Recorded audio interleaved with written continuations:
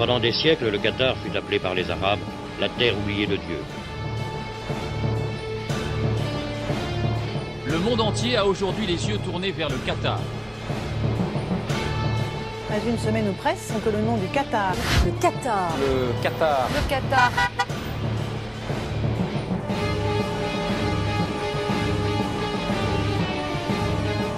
Faut-il avoir peur du Qatar ?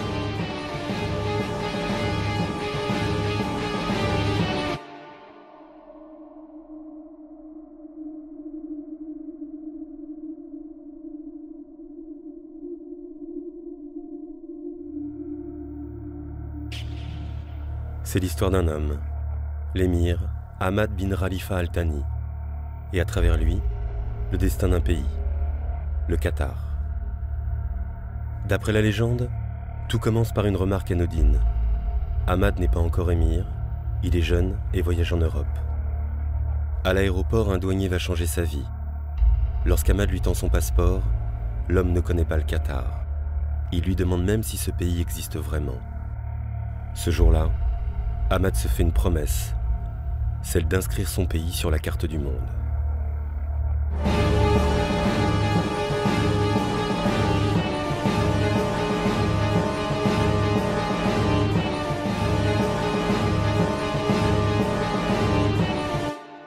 Bienvenue dans le laboratoire de la mondialisation. Là où il y a encore 20 ans, il n'y avait que pistes de sable et désert, un monstre est sorti de terre, au Moyen-Orient, au cœur de toutes les convoitises. Aucun pays au monde n'a connu un enrichissement aussi fulgurant. Que l'on remonte au XVe siècle, ou au temps de la révolution industrielle, nulle trace d'une croissance aussi folle que celle du Qatar. Face à nous, West Bay, une plage de sable il y a encore 10 ans. Le Qatar est devenu incontournable. Chant des sirènes, le Qatar attire aveuglément tous ceux pour qui l'argent est roi. On l'accuse même de vouloir racheter le monde. C'est possible, mais quel monde? Et à quel prix? En 2022, le Qatar accueillera la planète entière en organisant la Coupe du monde de football. Grâce à cela, tout le monde désormais connaît le Qatar. Le Qatar, c'est la volonté d'un homme, mais c'est aussi une histoire de famille, celle des Al Thani.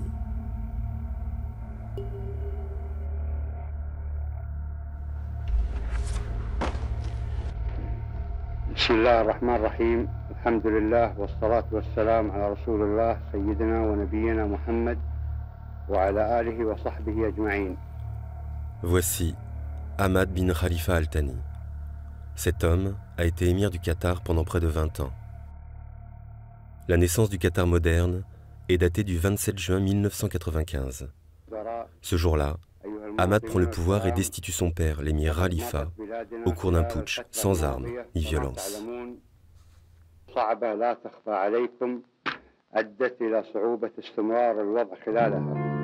تلك الظروف التي أدت بي مضطرا وكليا وأتسلم مقاليد الحكم في البلاد خلفا لوالدي الذي سيبقى والدا للجميع عزيزا له المحبة والتقدير والإجلال. Depuis plus d'un an, l'enquêteur Pierre Péan et la journaliste Vanessa Ratignier travaillent sur les rapports qu'entretient la France avec l'Émirat. Ahmad qui renverse son père, c'est quand même assez fou, puisque Ahmad était prince héritier, le pays lui était promis. Oui, mais il a été pressé. Pressé pourquoi ? Parce que d'abord il a peur, il s'est passé quand même des choses extraordinaires dans cette région-là. C'est l'invasion du Koweït en 1990. Et donc il a peur d'une façon générale, mais il a surtout peur de l'Arabie Saoudite. Cette simple carte permet de comprendre énormément de choses. Il y a Qatar, tout petit, et puis juste à côté, l'Arabie Saoudite, toute grande. L'Arabie Saoudite qui considère que tout simplement c'est une province. Et puis, au-delà du Golfe, autre grand pays, l'Iran. Autrement dit, Doha, la capitale du Qatar, est complètement coincée entre deux grands pays. Et puis, Qatar, évidemment, pense ce qui s'est passé dans cet autre petit pays du Golfe, Koweït. Et en 90, Koweït s'est fait envahir par l'Irak. Le 2 août 1990, Saddam Hussein envahit le Koweït. Stay away from the window. Yeah, look, see? La communauté internationale condamne l'occupation irakienne et somme le dictateur de retirer ses troupes. En vain. Tétanisées, les pétromonarchies haïes du monde arabe se rappellent alors combien elles sont vulnérables.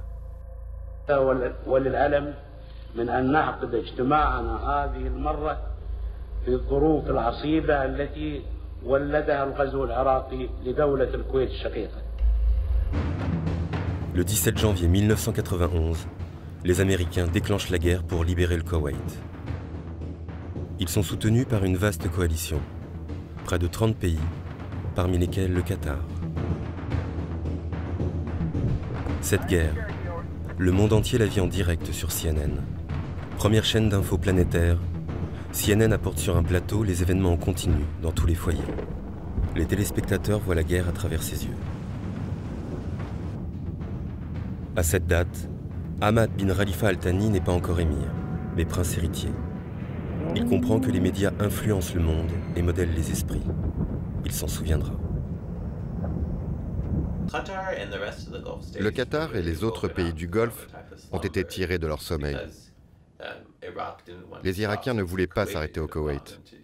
Ils auraient pu continuer en Arabie, au Qatar ou dans le reste du Golfe. Cela a montré la vulnérabilité des petits Émirats et l'importance pour eux de créer des liens avec les États-Unis.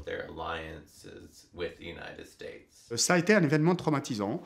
Traumatisant parce que vous avez un petit État qui avait très peur qu'il lui arrive ce qui est arrivé au Koweït. Et c'est à partir de 1991, c'est-à-dire juste après la libération du Koweït par les Américains essentiellement, que va se dessiner deux orientations majeures, pour ainsi dire, pour le futur du pays.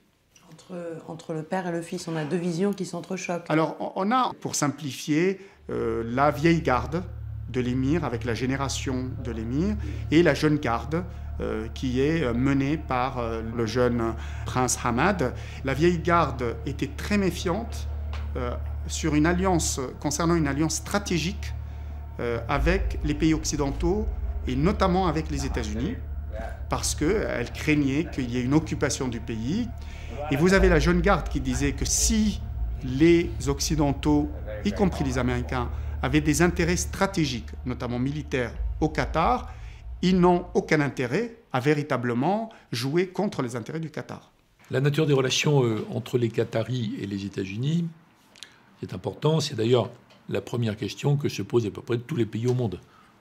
Quelle est ma relation avec les États-Unis ?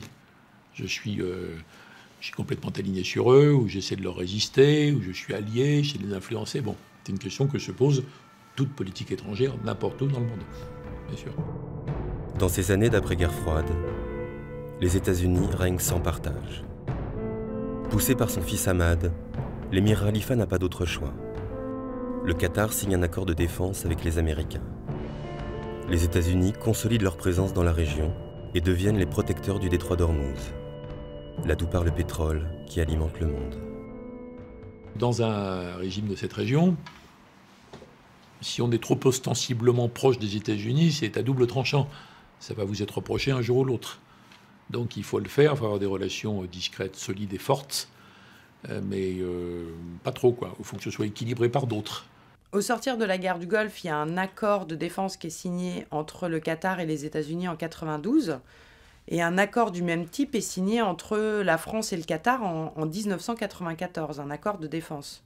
Mais ce n'est pas le début de relations entre la France et le Qatar, c'est une vieille histoire, ces relations. Et donc ces relations mêlent le business, la politique et l'armement. D'ailleurs, en ce qui concerne l'armement, l'armée qatari, eh bien, 80% de son équipement est français. C'est un de nos meilleurs clients, finalement. C'est un de nos meilleurs clients. Donc la France est un point d'appui intéressant, mais pas suffisant non plus. Donc avoir là une relation forte avec la France, dans ce jeu arabe ou ce jeu régional, Moyen-Orient ou ailleurs, c'est un plus. C'est un plus à condition d'avoir le reste. Mais l'idée des Qataris, c'est donc de se couper d'aucune relation. C'est d'avoir toutes les cartes en main. Sur un territoire qui n'a connu que la domination étrangère, ottomane, puis britannique dès 1916, les Qataris proches de la mer ont toujours été naturellement ouverts sur le monde.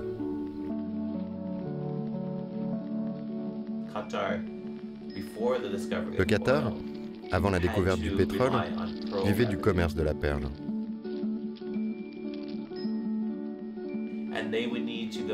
Il leur fallait voyager en Inde et en Europe pour les vendre. C'était une nation de marins. Les Qataris ont toujours misé sur des intérêts commerciaux stratégiques, en échangeant avec d'autres cultures, à des fins mercantiles. À la fin du XIXe siècle, la famille des Al Thani s'est imposée à la tête de cette région, en jouant les puissances les unes contre les autres. Il faut comprendre la culture tribale et la culture clanique. Vous ne pouvez pas vous maintenir comme chef à la tête d'une tribu si vous n'avez pas le soutien de la majorité de chefs de clan et la majorité de chefs de famille. Et donc, il y a depuis très longtemps une expérience et presque une intelligence du pouvoir chez le clan Al Thani qui leur a permis d'ailleurs d'être les chefs de cette tribu pendant très longtemps. Ce système a toujours permis à la famille Al Thani d'assurer sa domination à l'intérieur du pays. Et c'est la fin de la colonisation. Tous les grands empires se délitent. Les anciennes colonies deviennent autonomes. Le Qatar déclare son indépendance le 3 septembre 1971, alors que la 3e réserve mondiale de gaz est découverte sous les eaux du golfe arabo-persique. Dommage pour les Anglais. Tant mieux pour la famille Al Thani. Mais l'émir, Ali Al Thani, est un monarque sans ambition et sans envergure. Il ne restera pas longtemps au pouvoir.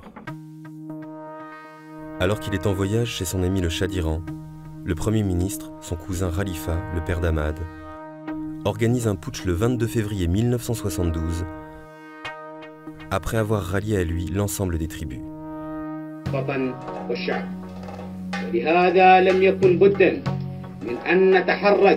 Déchu, Ali Al Thani s'exile à Londres, où il meurt quelque temps plus tard. Diplômé de la prestigieuse école militaire de Sandhurst en Grande-Bretagne, Ahmad rentre au pays. Il est nommé lieutenant-colonel des forces armées qataries et commandant du 1er bataillon mobile. Son père, lui, modernise le pays. Qui dit pétrole, dit ruer les hommes d'affaires, des techniciens, et ici, à Doha, les banques ont poussé aussi vite que les armes. L'argent fait son entrée.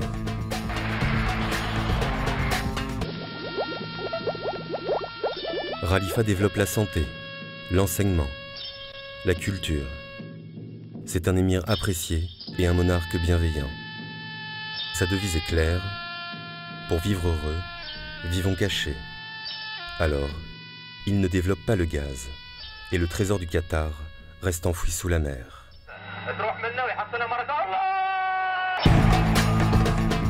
En 1977, Ahmad est nommé ministre de la Défense et prince héritier. Son ambition est grandissante. Sa génération lorgne sur Dubaï. Contrairement à l'émir, cette jeunesse souhaite que le Qatar entre dans la lumière. Khalifa les rappelle à l'ordre, ils doivent se souvenir d'où ils viennent. En 1967, à la veille de la guerre des 6 jours en Israël, De Gaulle, qui ne souscrit pas du tout à la politique israélienne, instaure un embargo sur les armes et opère un virement à 180 degrés dans les relations entre Israël et la France, enfin entre la France et Israël surtout.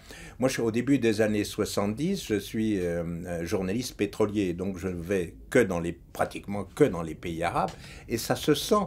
On sent que dans les yeux des gens, dans les discussions, Paris n'est plus du tout le Paris d'avant. Donc, concrètement, ça va se traduire aussi par des contrats et par l'ouverture des marchés pour les sociétés françaises. À l'époque, la France déploie tous ses fastes pour le Qatar. À l'Élysée, Khalifa est reçu avec tous les honneurs sous les ors de la République. Un rituel facilitant les affaires et envoûtant l'émir, qui découvre le luxe des salons parisiens. Peu à peu, ces voyages l'éloignent des affaires de son pays natal et le perdent dans des plaisirs secrets. Des promesses ont été faites, des programmes ont été lancés, mais le pouvoir éteint même les meilleures volontés. Alors, quand survient la guerre du Golfe, le prince Ahmad redoute que le Qatar subisse le même sort que le Koweït. Il a conscience que son père, l'émir Khalifa, a l'esprit occupé ailleurs. Surtout, il détient le contrôle des finances du pays. La conclusion du prince Ahmad est simple, il doit destituer son père. Ahmad est soutenu par l'armée qu'il dirige depuis 14 ans. Il rallie aussi les grands chefs des principales tribus. Mais voilà, pour réussir son putsch, il est face à un obstacle de taille, l'Arabie Saoudite, qui soutient son père. L'Arabie Saoudite est le plus grand pays de la région. Les Saouds considèrent le Qatar comme une province et n'ont jamais accepté le redécoupage de la région suite à la décolonisation.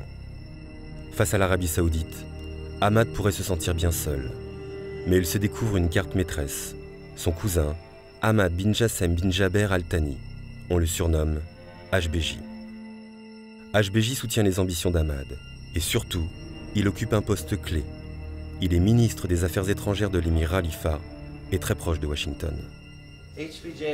HBJ savait que Khalifa, le père, empêchait certaines opportunités de se mettre en place.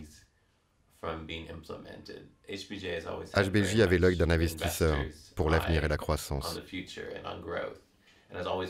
Il a toujours voulu accroître les possibilités d'investissement.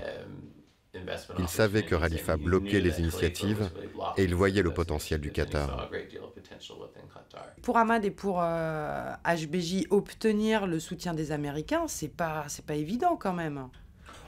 Si, parce que Washington, comme ils sont essentiellement sur l'Arabie Saoudite, et qu'il y a quand même à Washington un certain nombre de gens qui se posent des questions régulièrement sur ce lien très très étroit et qui peut un jour dériver, le fait d'avoir un autre pays qui est tellement riche en hydrocarbures et surtout en gaz, que c'est tout bénef pour Washington. Mais pour obtenir le soutien des Américains au putsch, il faut aussi donner des choses. Qatar va lâcher des choses. Et d'abord, la première, Qatar propose que sur son pays, il y ait une grande base américaine. Le deuxième, c'est évident. Que va demander Washington? Comme sa préoccupation première dans la région, c'est la sécurité d'Israël, c'est que Qatar fasse quelque chose à l'égard d'Israël. Sinon, ça peut passer par la reconnaissance une reconnaissance implicite, l'ouverture de relations. Et le début de relations. Et donc, Qatar va accepter ce deal, ce qui va expliquer après ces relations très compliquées, mais qui existent entre Israël et le Qatar. Et il y a aussi la question justement de l'exploitation du gaz. Washington pense toujours, et pense peut-être d'abord, à ses compagnies pétrolières. Donc en gros, pour réussir le putsch, Ahmad et HBJ vont concéder finalement aux Américains de participer à l'exploitation du gaz, de déplacer la base militaire américaine au Qatar et d'ouvrir des relations avec Israël. Absolument. Le 27 juin 1995, l'émir Khalifa, le père d'Ahmad, est en Europe. Ahmad prend le pouvoir sur son père le 27 juin 1995. Il a 43 ans. De peur d'être renversé, Ahmad et HBJ ne quitteront jamais le territoire en même temps. Ahmad s'installe au Diwan, le cœur du pouvoir à Doha. De là, il se façonne l'image d'un monarque éclairé. Il fait adopter une nouvelle constitution par référendum, accorde le droit de vote aux femmes, instaure un conseil consultatif. Mais au-delà des apparences, le pouvoir au Qatar se concentre uniquement entre les mains de deux hommes, Ahmad et son cousin HBJ.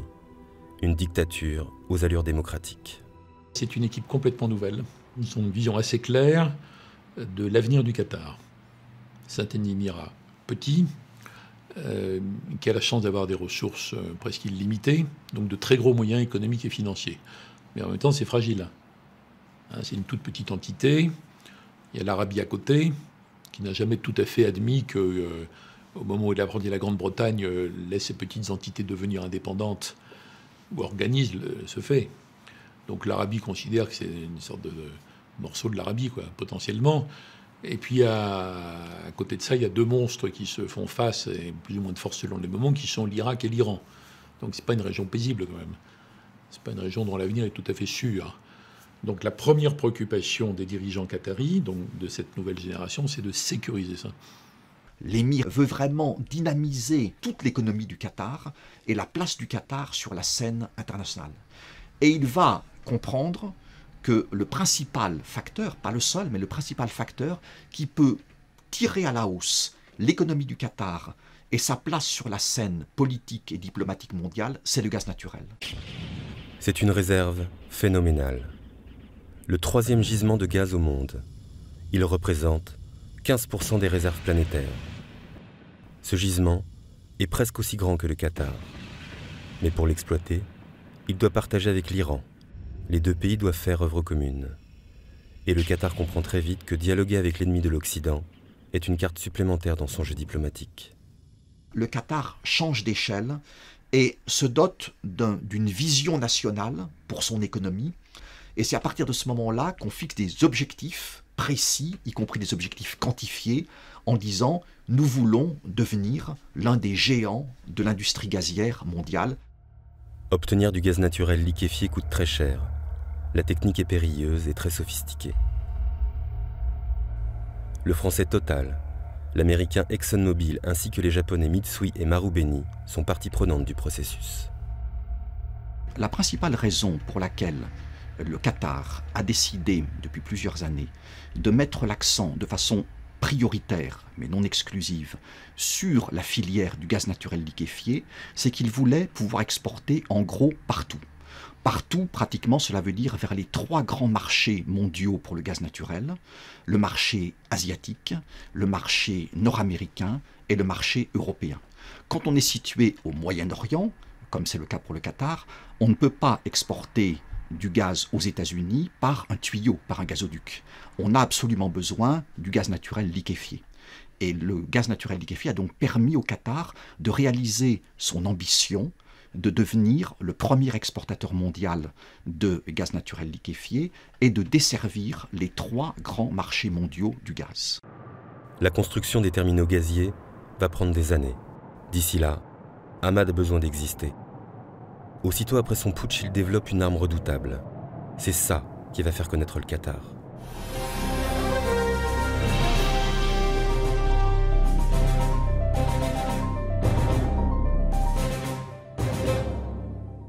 Al Jazeera, c'est un nom qui sonne comme un défi, qui claque d'ailleurs comme cela, parce que ça veut dire la péninsule arabique. Donc le petit Qatar, à partir de rien, à partir d'un confetti territorial, va complètement transformer le paysage arabe où les peuples ne pouvaient plus supporter les informations officielles qui se résumaient au bulletin d'activité quotidien du chef d'État et de ses ministres. Il était dans la stratégie de l'Émirat de donner du retentissement à tout ce qui était anti-saoudien et anti-iranien. De promouvoir tout ce qui s'inscrit dans la stratégie qu'on a vue tout à l'heure d'existence du Qatar par rapport à 2 voisins qui l'étouffent. Al Jazeera s'affirme par une liberté de ton, ouvre ses antennes aux opposants arabes, devient l'arène médiatique où l'on discute et critique les régimes arabes en place, mais sans jamais évoquer le Qatar. Al Jazeera va alors se révéler être un outil diplomatique très précieux. Moi, je connais en Israël des officiers supérieurs qui m'ont dit tout à fait directement « Nous sommes le lobby Al Jazeera en Israël. Nous considérons qu'Al Jazeera, c'est bien. Nous considérons que ce que fait le Qatar, c'est intéressant et c'est utile pour l'État juif et pour Tsahal. » Pourquoi ? Parce qu'elle a été la première chaîne de télévision arabe à interviewer les Israéliens. Ça s'accompagnait par ailleurs d'une couverture très militante de l'intifada et des différentes opérations militaires contre les Palestiniens. Mais pour les Israéliens, il était essentiel d'avoir, si j'ose dire, ce point d'entrée médiatique dans des dizaines de millions de foyers arabes. On a commencé à s'intéresser à Al Jazeera à la fin des années 90, la toute fin des années 90, 97, 98. Oui, on nous avait vanté Al Jazeera comme le CNN arabe, parfaitement indépendant, où effectivement on voit des femmes, des communistes, des Israéliens, un peu de tout. Ça. Mais en allant sur place, on s'est aperçu que c'est pas ça du tout, que le petit père...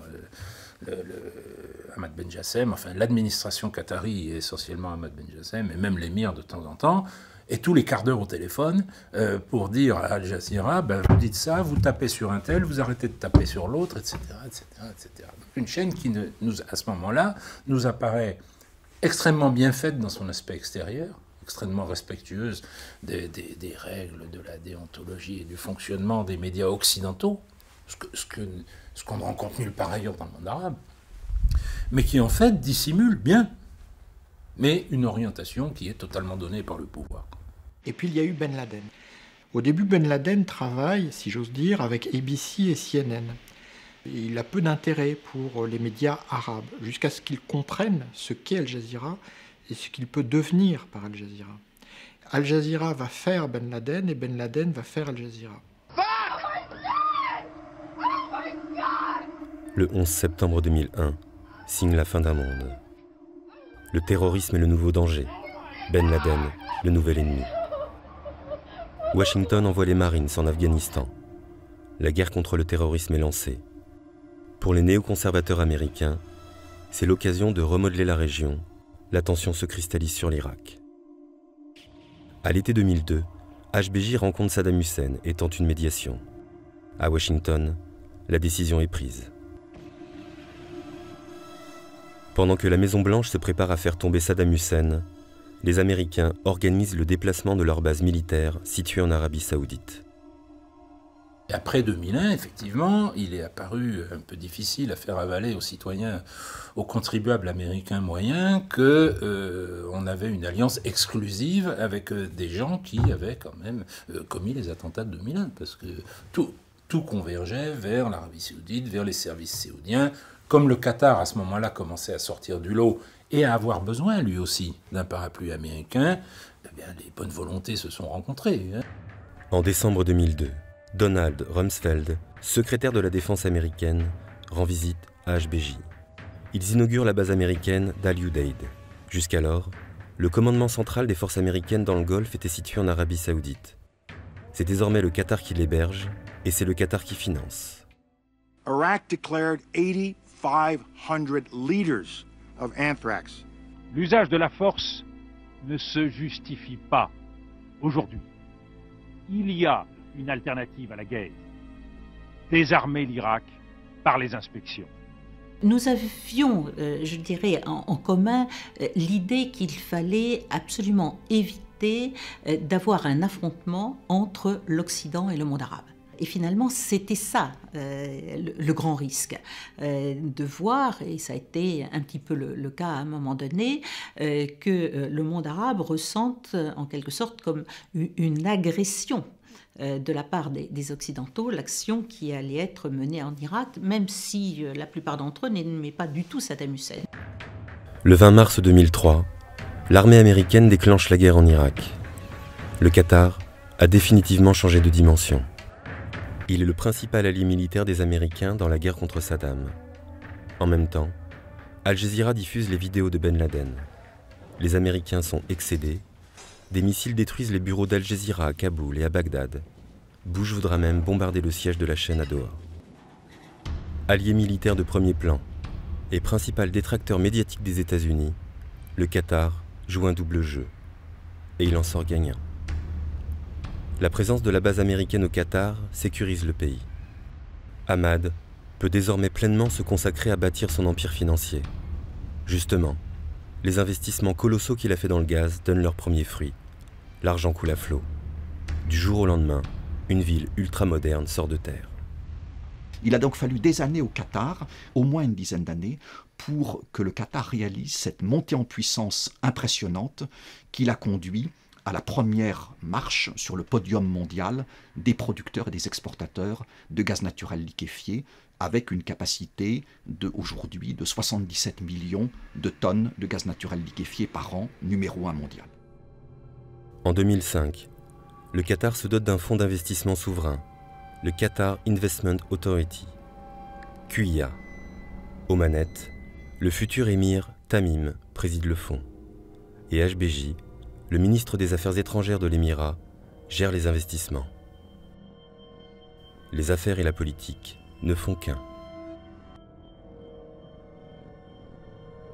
Donc ça fait partie d'une volonté générale de sécuriser et de préparer l'avenir. Parce que même si ils disent bon, on a 3 siècles de réserve de gaz, comment ça va tourner tout ça, et puis c'est pas suffisant, et puis on peut pas développer l'économie d'un pays que sur une seule ressource. Donc ils ont pensé que pour encore une fois renforcer cette situation, il fallait compter. Donc compter dans le jeu diplomatique. Donc avoir une vision claire de la façon dont le monde fonctionne, ça veut dire connaître les dirigeants, savoir comment ils fonctionnent, savoir comment on prend les décisions, que ce soit à Riyad ou à Paris, c'est pas la même chose, ou à Washington ou au Caire, c'est pas pareil. Donc il faut connaître tout ça. Et donc j'ai découvert en mon homologue, là, le ministre qatari, quelqu'un qui connaissait très bien le mécano de tout ça. C'est pas le cas de tous les ministres. En septembre 2008, la faillite de Lehman Brothers plonge le monde dans une panique totale. Les marchés s'effondrent, du jamais vu depuis la crise financière de 1929.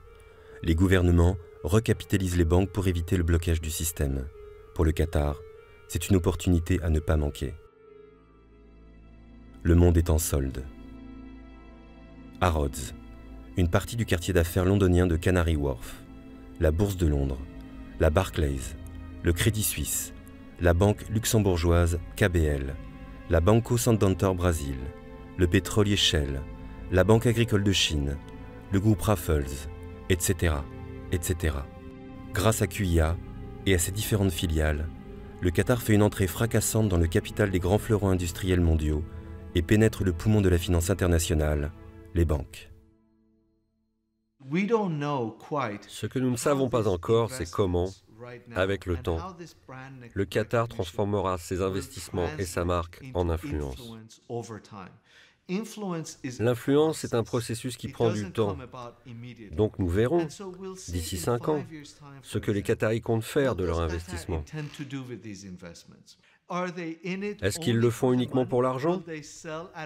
Est-ce qu'ils vendront à profit et partiront ailleurs?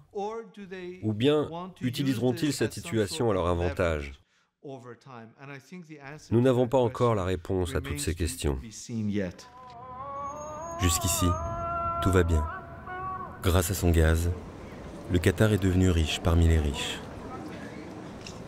Pour conquérir les cœurs arabes, il peut compter sur Al Jazeera. Et pour se donner l'image d'un monarque moderne et éclairé, Ahmad dispose d'un atout maître, sa deuxième femme, la Sheikha Moza. Icône glamour et moderne de l'Émirat, elle est la seule femme à apparaître en public. Moza est la seule femme publique du Moyen-Orient. Une exception pour un pays wahhabite. Seuls 2 pays au monde sont wahhabites, le Qatar et l'Arabie Saoudite. En Arabie Saoudite, ça se traduit par l'interdiction de la pratique publique d'une autre religion, l'interdiction de la mixité. Les femmes n'ont pas le droit d'avoir un compte en banque. Elles ne sont pas autorisées à conduire. Elles ont besoin de la permission d'un homme pour voyager, exercer un emploi rémunéré, aller à l'université, se marier. L'adultère et l'homosexualité sont passibles de la peine de mort. L'allégeance au wahhabisme, en tant que vision de l'islam et doctrine rigoriste, est moins répandue, moins fondamentale dans la société qatari que dans la société saoudienne. C'est certain. Les Qataris pratiquent une forme de wahhabisme plus légère, un wahhabisme light. Women can drive a car. Definitely. Women have the right to vote. Definitely. They can run in elections. They can hold elective office. Right. They can dress as they wish. They can be completely covered or not have a veil. Right. That's change. But don't we all change? Avec Ahmad et HBJ, la Sheikha Moza constitue le 3e pilier de la Sainte Trinité qatari. Sa mission, ériger le Qatar comme le nouveau phare du Moyen-Orient, en misant sur l'art, la connaissance et le caritatif. Ambitieuse et calculatrice, elle place ses enfants au cœur du pouvoir. Sa fille Mayassa s'attaque à l'art et au musée. Son autre fille, Hind, seconde son père, l'émir Ahmad, au palais du Diwan. Son fils Tamim est désigné prince héritier du Qatar en 2003. 10 ans plus tard, il succédera à son père Ahmad. Dans ce pays qui a l'argent, mais qui ne crée pas de pensée, la plupart des conseillers sont étrangers. Pour éviter que le pays ne leur échappe, Moza veut former les esprits et fait venir de très grandes écoles comme Georgetown et HEC. Et dans l'administration, on applique la qatarisation et la préférence nationale. La société qatari, entendons-nous bien, nous parlons des nationaux, est sur de nombreux plans plus conservatrice que la Sheikha Moza, le cheikh Ahmad et sa famille proche. Les initiatives de la Sheikha Moza sont sans aucun doute perçues par les Qataris comme un développement positif du pays, mais aussi comme un obstacle potentiel. Est-ce qu'on ne va pas un peu trop vite? L'émir Ahmad et son cousin HBJ veulent faire du Qatar une puissance. Un pays va leur dérouler le tapis rouge. Puissance nucléaire, première armée d'Europe, membre permanent du Conseil de sécurité de l'ONU et cofondateur de l'Union européenne, la France dispose d'un pouvoir que le Qatar, malgré tous ses milliards, n'est pas prêt d'acquérir. Avec l'élection de Nicolas Sarkozy à la présidence de la République, l'émir Ahmad a trouvé son homme. Dès son élection, Sarkozy donne le ton.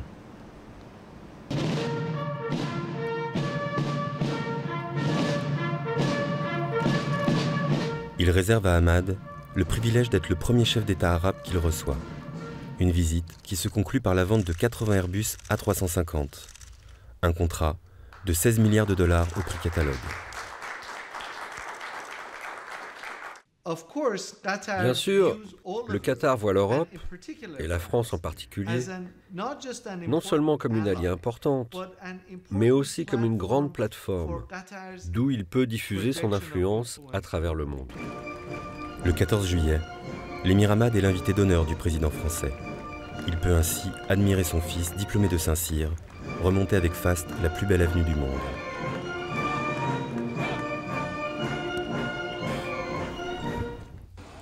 Dix jours plus tard, Ahmad permet à Cécilia Sarkozy de revenir de Libye accompagnée des infirmières bulgares et du médecin palestinien, retenus en otage pendant 8 ans par Kadhafi, qui les accusait d'avoir inoculé le virus du sida à plusieurs centaines d'enfants.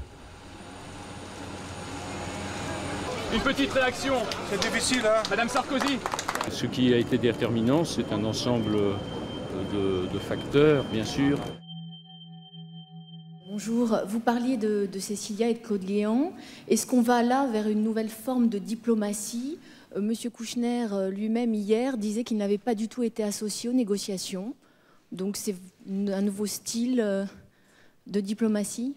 Donc c'est fantastique cette capacité à théoriser alors même qu'il y avait un problème à résoudre. Alors, ce qui est extraordinaire dans cette affaire, et qui finalement n'a jamais été complètement élucidé, c'est que pour sortir ces infirmières, eh bien, le Qatar a versé quand même 452 millions de dollars, ce qui est une somme énorme. Surtout quand on sait que le représentant européen qui était chargé de négocier, lui affirme, et affirme toujours, que tout était réglé. Donc, où sont passés ces 452 millions? Pourquoi? Comment? Personne aujourd'hui est capable de le dire. 4 mois plus tard, une enquête parlementaire auditionne le ministre des Affaires étrangères, tenu à l'écart des négociations avec la Libye. Je ne sais pas ce qui a été promis, je ne sais pas ce qui a été versé ou pas versé, si c'était de l'argent ou pas. Vous avez un sentiment, une impression J'ai un sentiment que je ne vous révélerai pas, mais je n'ai aucune information. Vous avez oui, je sais que j'ai juré. Oui. Vous allez nous révéler. Mon sentiment, c'est qu'on n'est pas à l'abri de certaines transactions financières, mais je n'en sais rien. Alors, il y a quelqu'un qui explique qu'une partie de cet argent, 300 millions, qui serait arrivé autour de Nicolas Sarkozy. Celui qui dit ça, c'est Ziad Takedine. Doit-on le croire? Alors Ziad Takieddine, c'est un personnage sulfureux, on a beaucoup entendu son nom. En fait, c'était pendant plusieurs années l'intermédiaire des sarkozystes au cœur de la zone grise. Mais Takieddine, en tout cas, était en position de connaître les choses, de connaître les secrets. Pourquoi ? Tout simplement que depuis 2005, il était dans l'entourage de Claude Guéant pour mener les opérations d'un côté vers Kadhafi, mais aussi du côté de Bachar el-Assad. Donc il y a suffisamment d'échanges de notes pour qu'on affirme, on peut y s'affirmer ça. Alors après... Claude Guéant conteste formellement les accusations de Ziad Takieddine. Je vous remercie.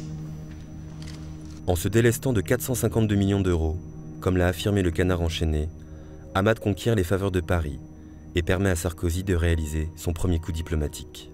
En échange, Sarkozy révise la convention fiscale liant les deux pays. Pendant les 5 premières années, les Qataris résidant en France ne payent pas l'impôt de solidarité sur la fortune et leurs plus-values immobilières ne sont pas imposables. Alors que l'Élysée recapitalise les banques et que le Premier ministre déclare que la France est un État en faillite, le Qatar démultiplie ses investissements dans la pierre et dans les fleurons stratégiques de l'industrie française. Total, France Télécom, Lagardère, Vinci, Suez Environnement, Vivendi, Veolia. En entrant dans le capital de ces entreprises, le Qatar ne sauve pas le tissu industriel français, mais s'achète de l'influence et des réseaux politiques. Vous êtes une chance. Vous êtes une chance dans les rapports entre l'Occident et l'Orient. L'intérêt de tous, Altesse, c'est que le Qatar réussisse. Vous êtes un exemple. La France est heureuse d'être votre ami, l'ami de votre peuple, l'ami de votre pays, et si vous le permettez, l'ami de votre famille. Vive le Qatar. À l'initiative du Qatar, la France bouleverse l'équilibre de ses alliances. C'est ainsi qu'en 2008, Sarkozy se rapproche de Bachar el-Assad. Depuis 2005, les relations entre la France et la Syrie sont totalement gelées. Et quand Nicolas Sarkozy est élu, en mai 2007, Chirac le voit pour lui recommander, enfin presque lui intimer de ne pas changer de ligne diplomatique et de ne pas faire revenir Bachar el-Assad dans le jeu. Parce que tout simplement, Bachar el-Assad, pour Chirac c'est clair, c'est l'assassin de son meilleur ami. Rafik Hariri, qui était le Premier ministre libanais, qui a été assassiné en 2005. En 2008, Sarkozy invite Bachar el-Assad à assister au défilé du 14 juillet aux côtés de l'émir Hamad. Chirac est blessé. Mais cette affaire va tellement le prendre aux tripes qu'il m'a raconté qu'il avait accepté en août 2008 d'aller au Cap pour dire certaines choses à Nicolas Sarkozy. Et il avait bien compris que l'origine de ce changement, c'était les Qatars. Et pour donner plus de poids à ces mises en garde auprès de Nicolas Sarkozy, c'était de dire attention, ce sont des corrupteurs. Le Premier ministre du Qatar est déjà en affaires louches avec Bachar el-Assad, et il est tellement corrupteur que c'est quand même la seule personne qui est venue à l'Élysée avec une mallette pleine d'argent pour la déposer sur mon bureau. Et fais attention, Nicolas, parce que les rumeurs circulent déjà dans Paris sur la corruption du Qatar à ton égard. Vive le Qatar, vive la France, vive l'amitié entre la France et le Qatar. Entre Sarkozy et les Altani, c'est la lune de miel. La Sheikha Moza s'installe en tant que membre étranger à l'Académie des Beaux-Arts et reçoit avec tous les honneurs son épée d'académicien. L'Émirat rachète le PSG et lance beIN Sport. Sarkozy fait de la France le petit laboratoire du Qatar. L'émir et Sarkozy n'en finissent pas de se faire la cour. Un lycée franco-qatari est ouvert à Doha, le lycée Voltaire. L'école est gérée par la mission laïque française. Au début, tout va bien, mais les choses vont mal tourner. À force de pression et de censure sur les programmes, la mission laïque française, qui refuse d'être une simple vitrine, se retire. Au même moment, et à la surprise générale, le Qatar est admis en brûlant toutes les étapes, en tant que membre de plein droit au sein de l'Organisation internationale de la francophonie. Une aberration pour un pays qui n'est pas francophone. Une opportunité de premier plan pour ce pays avide d'influence. La francophonie, c'est 220 millions de personnes à travers le monde et la douce assurance d'un réseau colossal. Mais s'il y a un événement qui retient l'attention en France, c'est le fonds banlieue. L'annonce est faite en plein milieu de la campagne présidentielle de 2012. Le Qatar cherche-t-il à islamiser nos banlieues? La polémique est immédiate. L'idée est alors repoussée à plus tard. C'est François Hollande, quelques mois après son élection, qui redéfinit les contours du fonds en l'élargissant à l'ensemble des petites et moyennes entreprises. Le fonds sera financé à part égale par la France et le Qatar. L'argent du Qatar magnétise le monde et méduse les Occidentaux. Attirés aveuglément par des salaires mirifiques, des dizaines d'ingénieurs, d'entrepreneurs, de libéraux en tout genre partent vivre à Doha. Et ils découvrent l'autre Qatar. Ils découvrent la dictature. Sur place, quel que soit leur poste et quel que soit leur salaire, les étrangers sont soumis à un système qui répond au doux nom de kafala.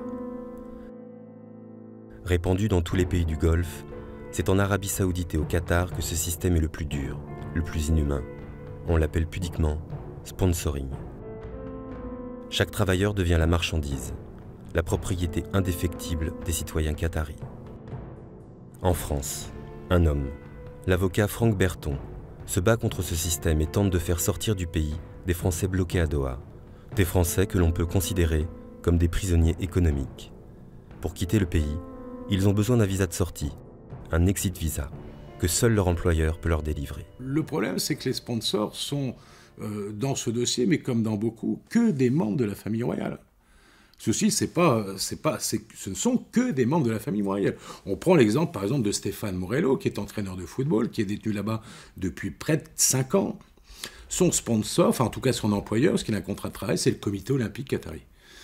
Le comité olympique qatari, il est présidé par celui qui est, depuis quelques mois, l'émir actuel du Qatar. Donc il est en conflit avec l'émir. Alors on lui dit, mais soit tu renonces à tes salaires, et dans ce cas-là, je te donnerai le fameux sésame, soit tu n'y renonces pas et tu restes ici. Et tu bouges pas d'ici. Et tu n'as pas le droit de sortir d'ici.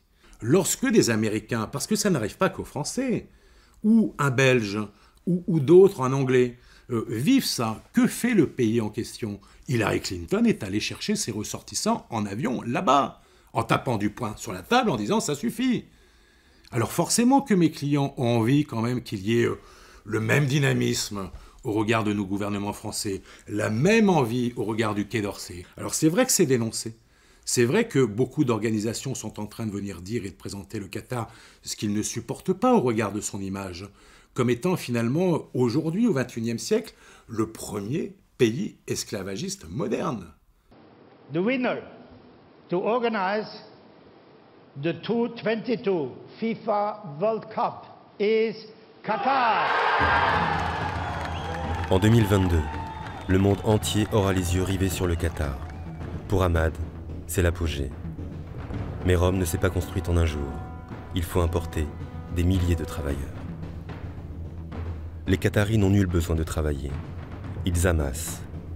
Après avoir exploité les vendeurs de perles, les Altani et les tribus victorieuses de l'Empire exploitent aujourd'hui une main-d'œuvre siphonnée au Népal, au Sri Lanka, en Inde, au Pakistan, dans tout le sud-est asiatique. Dans ce pays de 2 millions d'habitants, 1 350 000 sont des travailleurs étrangers. Ils représentent 94% de la force de travail du pays. Comme le révèle Amnesty International dans un rapport publié en novembre 2013, 90% d'entre eux se sont vus confisquer leur passeport par leur employeur. Et un travailleur sur 5 ne touche pas son salaire à la date prévue, quand il est payé. Travail forcé, voire traite des personnes, le rapport d'Amnesty est accablant. On vous donne un contrat dans votre pays d'origine et à votre arrivée, il est échangé, parfois même supprimé. Vous n'avez donc aucune preuve du contrat initial qui mentionnait un meilleur salaire. Nous ne sommes pas loin du trafic d'êtres humains face à une telle tromperie, surtout quand vous mettez les gens en situation de travail forcé.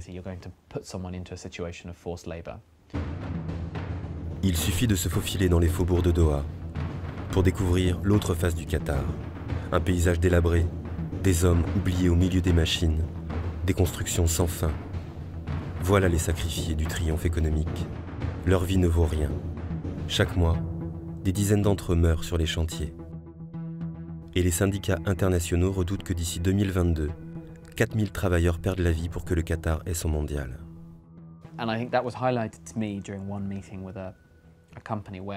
Cela m'est clairement apparu lors d'une réunion dans une entreprise. Le directeur a téléphoné à l'un de ses collaborateurs. Et pendant la conversation, il employait des termes propres aux animaux pour parler des travailleurs. Il parlait en arabe et n'a pas réalisé que certains d'entre nous pouvaient le comprendre. C'est très révélateur, ça donne une bonne idée de la manière dont vous traitez les gens et les considérez. Nous avions déjà entendu de nombreux travailleurs nous dire qu'ils étaient traités comme des animaux, ou même moins bien que les animaux. Ils faisaient référence à la classe dirigeante en général, et pas de n'importe quelle nationalité. C'est le système qui a besoin d'être changé, et ça demande un véritable changement de culture dans le monde des affaires. Le Qatar dit prendre au sérieux ces allégations et affirme qu'il va améliorer les conditions déplorables sur les chantiers pour les travailleurs. À ces derniers, souhaitons-leur. Chaque année, au mois de mai, les grands de ce monde sont conviés au Grand Forum de Doha. Ils s'y pressent pour y discuter de démocratie dans une monarchie ségrégationniste. Le Qatar n'est pas à une contradiction près. En 2012, l'ONU a organisé à Doha sa 18e conférence climatique. Dans ce pays qui détient le record des émissions de gaz à effet de serre par habitant, 3 fois plus qu'aux États-Unis, ce sommet est une délicate attention.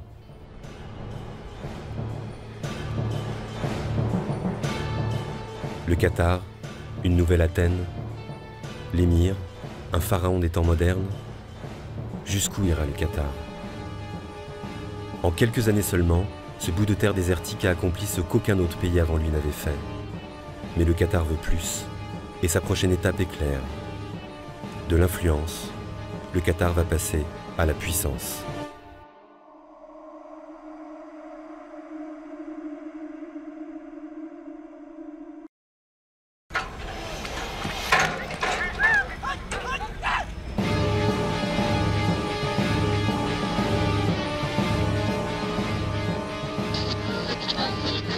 Pendant des siècles, le Qatar fut appelé par les Arabes la terre oubliée de Dieu.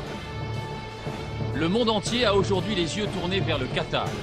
Depuis quelques années, le pays a investi en France des dizaines de milliards d'euros. Pas une semaine ou presque sans que le nom du Qatar. Le Qatar. Le Qatar. Le Qatar.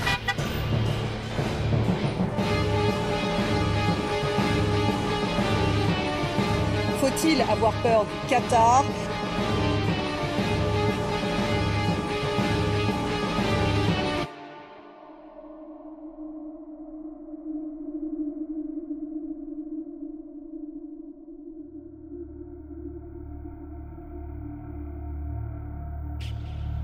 Bienvenue dans un oasis de fraîcheur.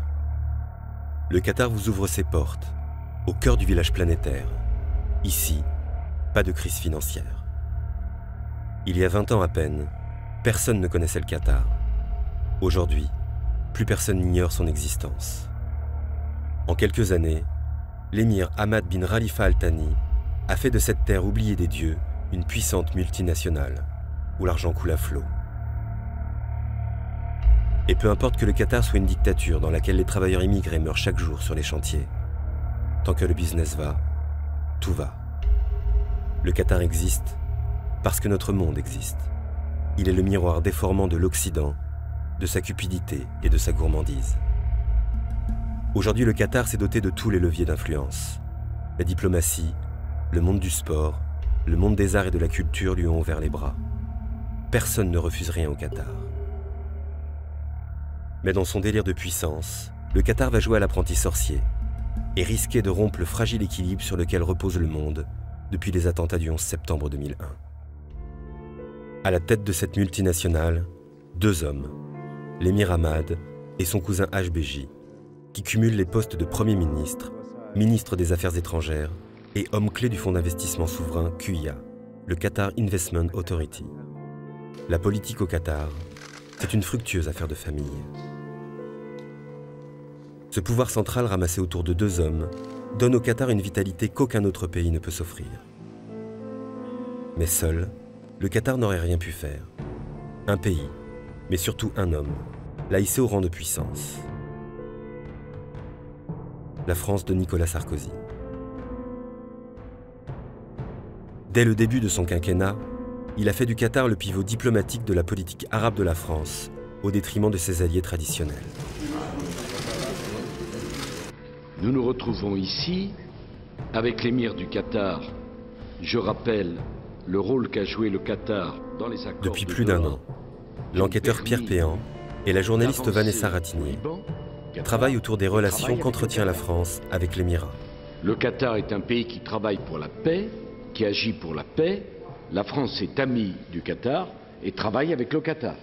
Dès qu'il est élu, Nicolas Sarkozy donne au Qatar une place totalement inédite dans la diplomatie française, puisque l'émir Hamad Al Thani est le premier chef d'État arabe qui est reçu par Nicolas Sarkozy à l'Élysée. Ensuite, Hamad est invité au défilé du 14 juillet et une dizaine de jours plus tard, il participe à la libération des infirmières bulgares. On se retrouve finalement avec le Qatar qui devient le pivot diplomatique de la politique arabe de la France. Alors, c'est-à-dire profitant de la gérontocratie saoudienne, de l'absence de l'Égypte, de l'absence de puissance arabe, le Qatar, qui n'est rien, qui est un confetti dans le golfe Persique, devient un pays qui a plus d'influence que l'Arabie saoudite ou que l'Égypte. Mais là, on peut justement se demander si la France ne fait pas la courte échelle, puisque justement, jusqu'alors, le Qatar a de l'influence, mais la France va le propulser au rang de puissance. Eh bien, c'est un basculement total. Disons que la France crée Qatar grande puissance. Tout le monde a besoin du Qatar, à un moment ou à un autre. Tout le monde. Les Russes, les Israéliens, les Chinois, les Iraniens, les Syriens, les Turcs. Parce que le Qatar n'est pas perçu comme ayant une capacité de nuisance qui accompagnerait les relations qu'on peut avoir avec lui. Le Qatar s'est fait connaître comme un médiateur de la région. Il a résolu le conflit au Liban, il a été et continue d'être très actif dans la résolution du conflit du Darfour au Soudan. Il a résolu le conflit entre Djibouti et l'Érythrée et il essaie de faire de la médiation au Yémen. C'est dans cet esprit qu'il a continuellement proposé aux Iraniens et aux Américains de faire l'intermédiaire. Parce qu'on a bien vu comment fonctionnaient les Qataris entre 2000 et 2010, en gros. Hein. C'était à chaque fois qu'il y avait un contentieux dans le monde arabe de dire « Ah, mais moi j'ai les clés hein ». De venir voir les Occidentaux en disant « Moi, j'ai les clés de votre problème, je peux résoudre votre problème ». L'intermédiaire obligé, le coursier de bonne foi, c'était les Qataris. Il fallait aller les voir parce qu'ils avaient réussi à se créer des réseaux de petits copains et d'obligés un peu partout dans le monde arabe et musulman, et surtout dans le monde des extrémistes musulmans. Voilà comment le Qatar s'est rendu indispensable, en parlant à ceux à qui personne d'autre ne veut parler, et en mettant son argent au service des grandes causes de ce monde. Le Qatar est la terre d'asile des extrémistes en exil. Mohamed Al-Islam Bouli, de la branche violente des frères musulmans, et frère du responsable de l'assassinat de Sadat. Zelika Mianderbiev, ancien président tchétchène assassiné en 2004 par des agents russes à Doha. Abbasi Madani, ancien président du FIS algérien. Tous ont trouvé refuge à Doha, tout comme le djihadiste Khalid Cher Mohamed, protégé par le ministre des Affaires islamiques qatari. Il s'installe à Doha en 1993. En 1996, les Américains tentent de l'arrêter. À leur arrivée, Khalid Cher Mohamed a disparu. Il aurait été alerté par un proche de l'émir. Quelques années plus tard, il concevra les attentats du 11 septembre 2001. Il était dans la liste des 10 les plus recherchés par tous les pays occidentaux après le 11 septembre, et il était déjà considéré comme extrêmement dangereux dans les années 90. Il avait un emploi fictif. Il avait une rémunération dans un ministère au Qatar, avec un bureau et un téléphone. Les États-Unis l'ont écrit dans leur rapport sur le 11 septembre. Vous savez que les autorités qataries ont toléré dans leur ministère des gens d'Al-Qaïda, qui étaient vraiment d'Al-Qaïda. Enfin, il n'y a pas d'ambiguïté, quoi. Ils étaient d'Al-Qaïda et ils avaient des faux emplois. Il y a un double jeu qui est totalement assumé. Pourquoi ils l'assument? Parce qu'on ne peut rien leur dire. Et pourquoi on ne peut rien leur dire? Parce qu'on n'ose pas leur dire.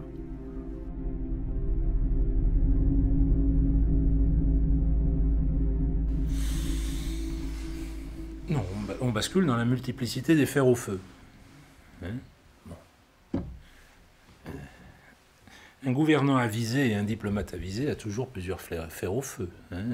Le Qatar a toujours pris pour habitude d'avoir autant de fers au feu qu'il pouvait en avoir et à les exploiter quand il pouvait. Hein? Il y a tout son petit monde sur étagère, le tout et son contraire, et on sort le truc quand on en a besoin.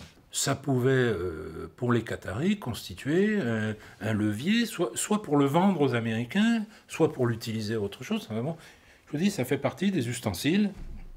Les Qataris n'ayant pas d'autre outil que leur argent, il leur faut des outils sur leur établi, quel qu'il soit. Alors ça peut aussi bien être un président de la République française qu'un djihadiste pakistanais. Du moment que ça peut servir un jour, prenons-le, puisqu'on a les moyens de se le payer. Le Qatar ne roule que pour lui, mais le problème, c'est que les Occidentaux sont convaincus qu'ils écrivent l'histoire. C'est fini, surtout au Moyen-Orient. Donc, il faut accepter qu'il y a une autonomie propre des sociétés, qu'il y a des peuples qui définissent leur destin, mais que le Qatar vende son intermédiation, vende son intercession aux Occidentaux en prétendant qu'il est leur relais, c'est évident. C'est évidemment que c'est cela le discours qui tient. On peut quand même espérer que les Occidentaux ne croient pas tout ce qu'on leur dit. Non, il nous est arrivé de vouloir suivre en quelque sorte ce que devenait quelqu'un qui avait par exemple quitté nos frontières, et à ce moment-là on demandait, nous avons toujours eu à ma connaissance les renseignements qui étaient demandés. En tous les cas, on considérait, quand j'y étais, qu'en matière de renseignement, la collaboration avec le Qatar était tout à fait satisfaisante. Cela fait partie de leur modèle de politique étrangère. Ce n'est pas de l'opportunisme. On serait tenté d'appeler ça de l'opportunisme. Mais c'est le souci de maintenir ouvert un canal de communication avec tout le monde. Dans le jargon diplomatique, on appelle ça couvrir ses risques. C'est tout à fait habituel. Mais ce qui est surprenant, c'est pas que le Qatar parle à tout le monde, c'est que tant de gens refusent de parler à tant de gens et donc s'obligent à passer par le Qatar pour leur parler. Jusqu'ici, tout allait bien. La médiation donnait au Qatar une place centrale au Moyen-Orient. Et le Qatar aurait pu continuer comme ça, pacifiquement. Mais pour les deux cousins Al-Thani, Ahmad et HBJ, la médiation avait atteint ses limites. Passer les plats entre puissants ne leur suffisait plus. Leur nouvelle volonté, s'installer à la table des grands de ce monde, écrire l'histoire. Un événement tragique va servir d'élément déclencheur, et de l'influence, ils vont passer à la puissance. Le 17 décembre 2010, dans un petit village tunisien, un jeune homme s'immole par le feu. Il signe sans le savoir le début des printemps arabes. Là, les caméras d'Al Jazeera sont les premières sur place à médiatiser les événements. Après la Tunisie, ce souffle de révolte traverse l'Égypte, la Libye, le Yémen, la Jordanie, le Soudan, le Sultanat d'Oman, la Mauritanie, le Maroc, la Syrie, le Bahreïn, jusqu'aux portes du Qatar. À partir du moment où le monde arabe dans son ensemble est déstabilisé, le Qatar a un problème de positionnement. Parce que vont devenir ces pays à partir du moment où les verrous qui les tenaient, que ce soit les Ben Ali, les Moubarak, les Kadhafi et autres, que vont devenir ces pays après? Les Qataris ne sont pas des imbéciles, ils envisagent le coup d'après. Le coup d'après, ça va être quoi? Soit ça va être un contrôle islamique par l'Arabie Saoudite, si on fait rien, soit ça va basculer dans la démocratie. Bon, les deux sont absolument intolérables pour le Qatar. Quand ils ont réalisé qu'ils ne pouvaient pas arrêter le printemps arabe, ils ont décidé de se positionner à la tête du mouvement, de le diriger, même si cela impliquait de se séparer d'amis de longue date. Donc il faut qu'il intervienne. Il faut qu'il intervienne, et il intervient avec les deux moyens dont il dispose, son argent, il en a beaucoup à l'époque, et Al Jazeera. Al Jazeera a joué un rôle primordial dans plusieurs pays, à commencer par la Tunisie, où c'est grâce à Al Jazeera où les gens commençaient à voir le mouvement populaire contre Ben Ali grandir. Al Jazeera suit en continu les événements. Ses reporters sont partout. Images rares, interviews en continu. À la Maison-Blanche, ce n'est plus sur CNN que l'on s'informe sur les printemps arabes, c'est sur Al Jazeera. La chaîne qatari est la caisse de résonance des soulèvements populaires, la voix des révolutions.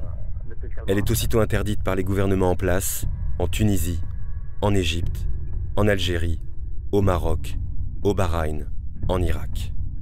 L'idée de manœuvre étant, on ne laisse les révolutions ni aux mains des islamistes pilotés par les Saoudiens, ni aux mains des démocrates. On la laisse à la seule organisation islamique, transnationale, bien organisée, et qui est fondamentalement hostile aux Saouds parce qu'elle veut leur piquer le pouvoir, c'est les frères musulmans. Donc on soutient les frères musulmans. On soutient les frères musulmans d'autant plus facilement que depuis 10, 15, 20 ans, on a pris le principal, le plus salafiste des prédicateurs frères musulmans, Youssef el-Qaradawi. On l'a accueilli comme réfugié égyptien au Qatar et on en a fait l'un des principaux prédicateurs sur Al Jazeera.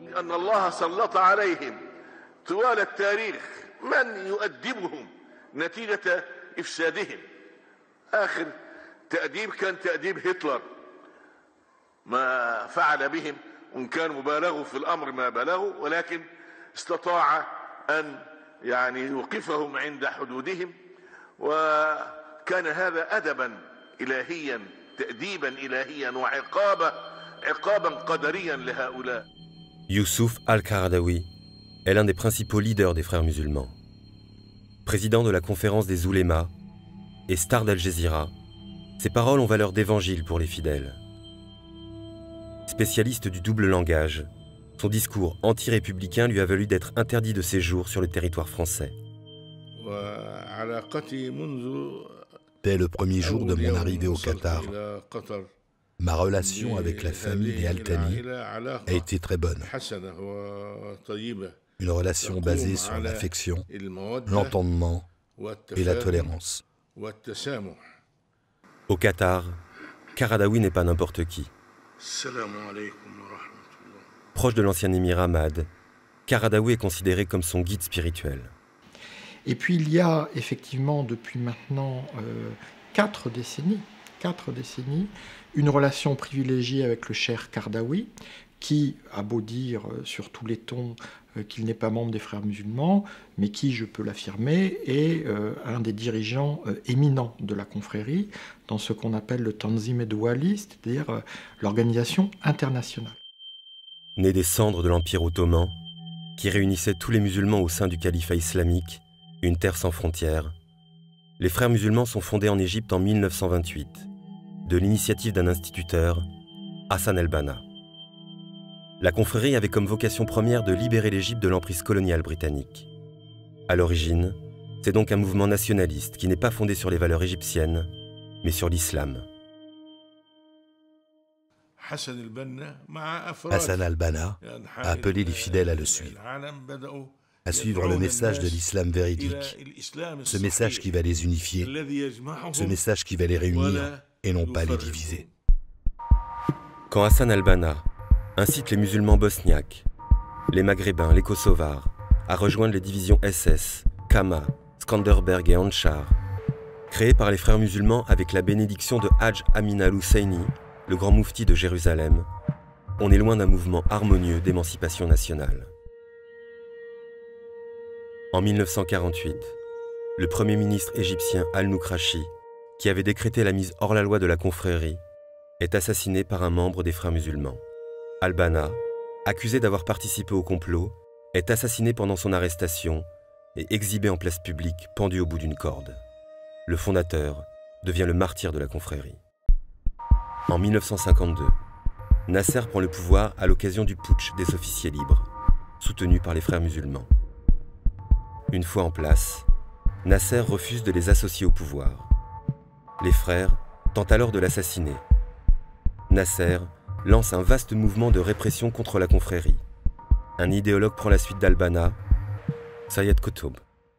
À ce moment-là, Sayyid Qutb, qui est devenu l'idéologue de la fraction la plus active des frères en Égypte, parvient à la conclusion que les frères musulmans ne s'en sortiront pas par la voie légale, L'essentiel de son message, c'est là, c'est on n'y arrivera que par la violence politique, par l'exclusion, par la rupture absolue entre nous et l'Occident.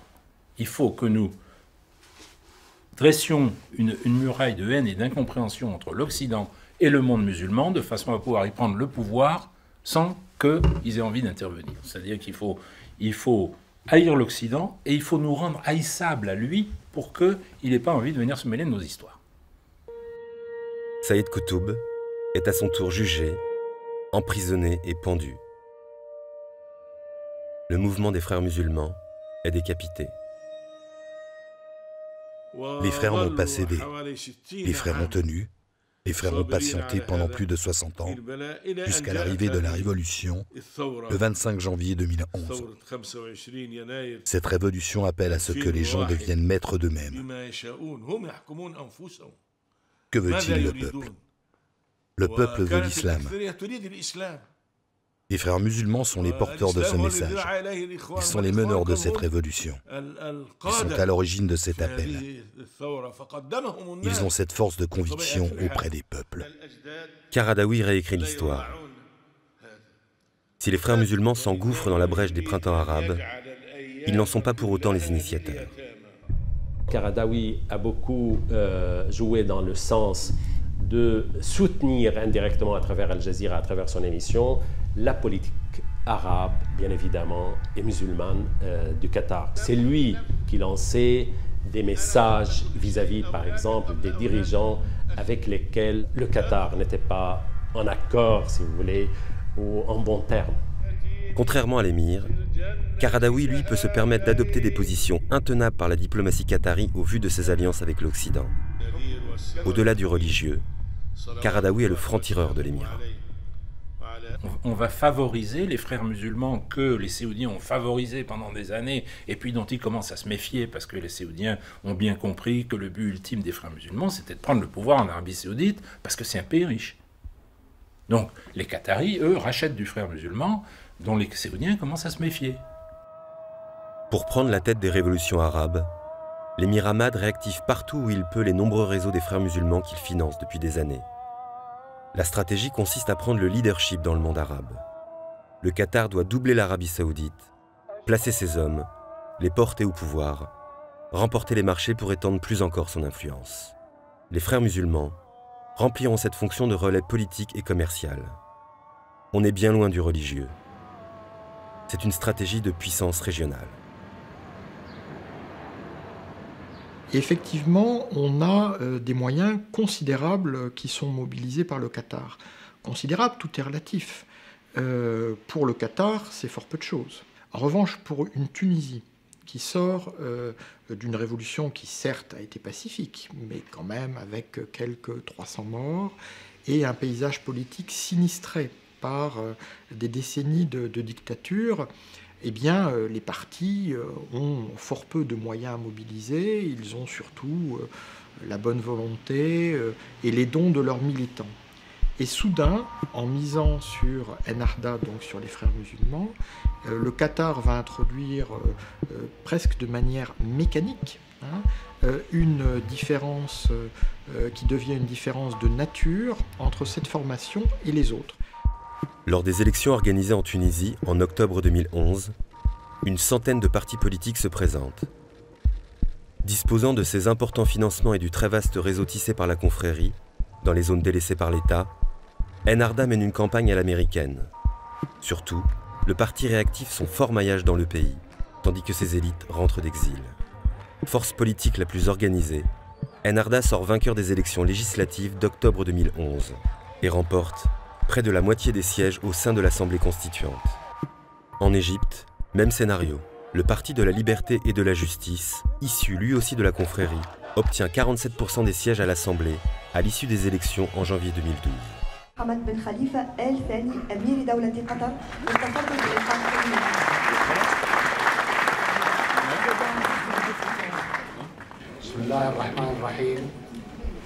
L'émir Hamad et son cousin Hbeji peuvent être fiers de ces deux victoires. Le peuple a élu ses dirigeants démocratiquement. Les frères musulmans sont en place. La fuite de Ben Ali en Tunisie et la chute de Moubarak en Égypte n'ont pris que quelques semaines. Dans ces deux pays, l'Occident a été dépassé. Le mouvement continue. Al Jazeera prône toujours la révolution. La démocratie, oui, mais chez les autres.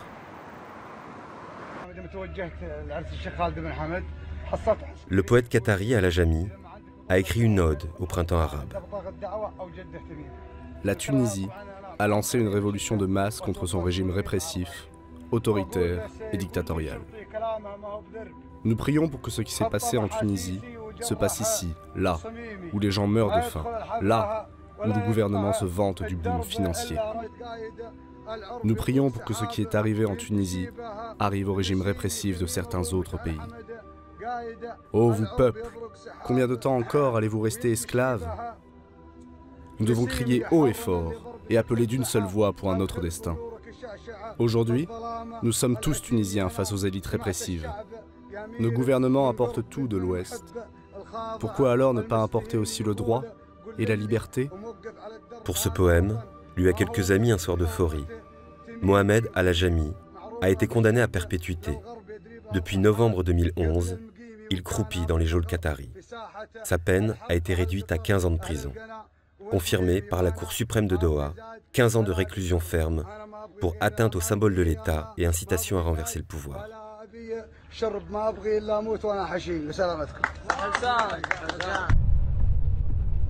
En Libye, depuis plusieurs mois, le Qatar tente de s'imposer dans des négociations avec la société Total, dans un contrat portant sur l'exploitation d'un immense gisement gazier. Mais Kadhafi refuse que le Qatar exploite son sous-sol. Il bloque tout. En février 2011, dans la foulée des révolutions tunisiennes et égyptiennes, des insurgés se lèvent contre Kadhafi qui réprime le mouvement dans le sang. Sarkozy mobilise la communauté internationale pour agir en Libye. Le Qatar va passer maître dans l'art du double jeu. L'émir du Qatar était jusque-là ses copains avec Saïf el-Islam, enfin avec les fils Kadhafi, avec le régime, là aussi parce que Kadhafi c'était l'horreur pour les Saoudiens. Hein. Kadhafi, avec sa lecture extrêmement personnelle du Coran qui s'incarne dans le petit livre vert, c'était un cauchemar pour les Saoudiens. Un cauchemar pour les Saoudiens et toujours le bienvenu était toujours le bienvenu chez les Qataris. Al Jazeera va aller encore plus loin qu'en Tunisie et qu'en Égypte, en diffusant les images des exactions des forces pro-Kadhafi à l'égard des civils. Ces images insoutenables tournent en boucle. Kardaoui passe à l'offensive. أنا أفتي الضباط والجنود الذين يستطيعون أن يقتلوا معمر القذافي من استطاع منهم أن يطلق رصاصة عليه ويريح البلاد والعباد منه فليفعل. فهذا الرجل يريد أن يبيد الشعب فأنا أحمي الشعب أفتي من يستطيع منهم أن يطلق رصاصة ويريحنا من شره ويريح ليبيا وشعبها العظيم من شر هذا الرجل ومن خطره فليفعل. عشان كذا يسووا فيكم بارك الله فيكم يا اخوتنا في قطر بارك الله فيكم يا اخوتنا في قطر هذه اخرتها هذا الماء والملح اللي بيننا وبينكم هذا الدم والاخوه اللي بيننا وبينكم تزوروا في كل شيء علينا بدل ما تكونوا معانا تكونوا ضدنا لمصلحة من؟ بالله لمصلحة من؟ قد تندمون يوم لا ينفع الندم الذي بيته من الزجاج لا يرجم الناس بالحجارة. من أنتم؟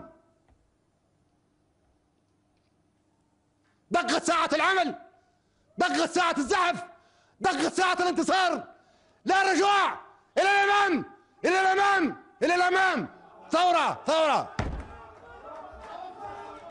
Voilà ce qu'on appelle une trahison.